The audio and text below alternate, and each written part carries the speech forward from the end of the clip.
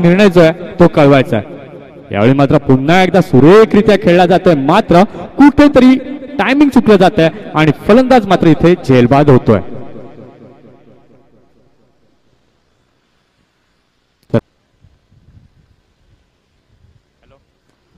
बघा पुन्हा एकदा सुरेखरित्या कार्पेट पद्धतीने खेळला जातो, स्क्वेअर लेगच्या दिशेने जातोय, एक धाव घेतली गेली, दुसऱ्या धावेचा प्रयत्न तिथे होतोय का आणि येते मात्र पोचवायचा। यावेळी मात्र पुन्हा एकदा उंचावरून खेळला जातोय, मिडविकेटच्या दिशा स्क्वेअर लेगच्या दिशेने जातोय, क्षेत्ररक्षक कुठलीही चूक करत नाहीये, सुरेख असा झेल टिपला जातोय, गडी बाद होतोय।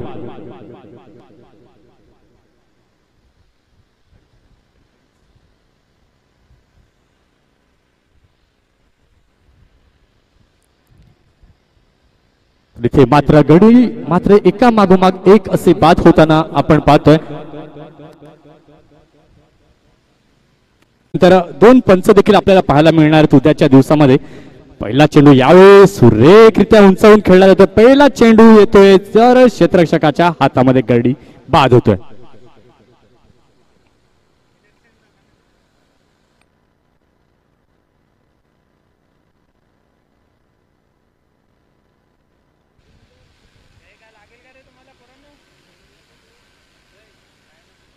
घेऊन येतोय संजय पुन्हा एकदा, यावेळी मात्र रिव्हर्स स्वीप अटेम्प्ट केला जातोय, हलकीशी दाद पंचांकडे मागितली जाते, मात्र तिथे झटका लागतो, दुसरा गडी धावबादच्या रूपात बाद होऊन तंबूत परततोय।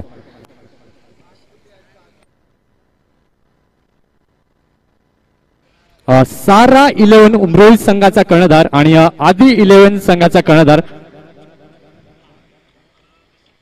नाणेफेकीसाठी यायचा आहे।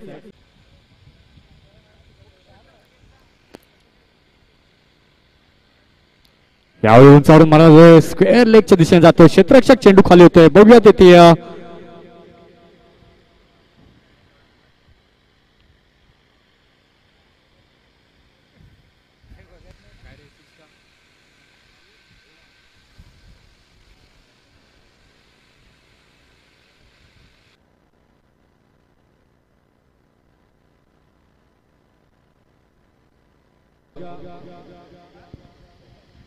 षटकातील पुढील चेंडू घेऊन येईल संजय, यावेळी मात्र पुन्हा त्रिफळाचित केलं जाते, गडी बाद होते। अप्रतिम लयबद्ध गोलंदाजी, वैविध्यपूर्ण गोलंदाजी आपल्याला पाहायला मिळते।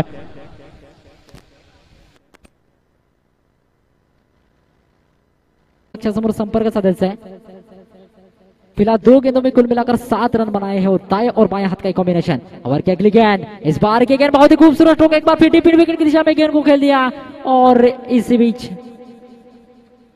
और फिलहाल बहुत ही खूबसूरत कैच वहां पर पकड़ा गया। और फिलहाल तीसरी गेंद पर जो कि प्रथमेश के रूप में वहां पर बड़ा स्ट्रोक खेलना चाहते थे, ताकत भरा स्ट्रोक जरूर था लेकिन उतनी ताकत नहीं थी उस गेंद को कि उस गेंद एकदम ओवर द विकेट। ओवर की चौथी गेंद लेकर इस बार के गेंद हिट और बहुत ही बढ़िया गेंदबाजी देखने को मिल रही है यहाँ पर, 2 गेंदों में लगातार 2 विकेट।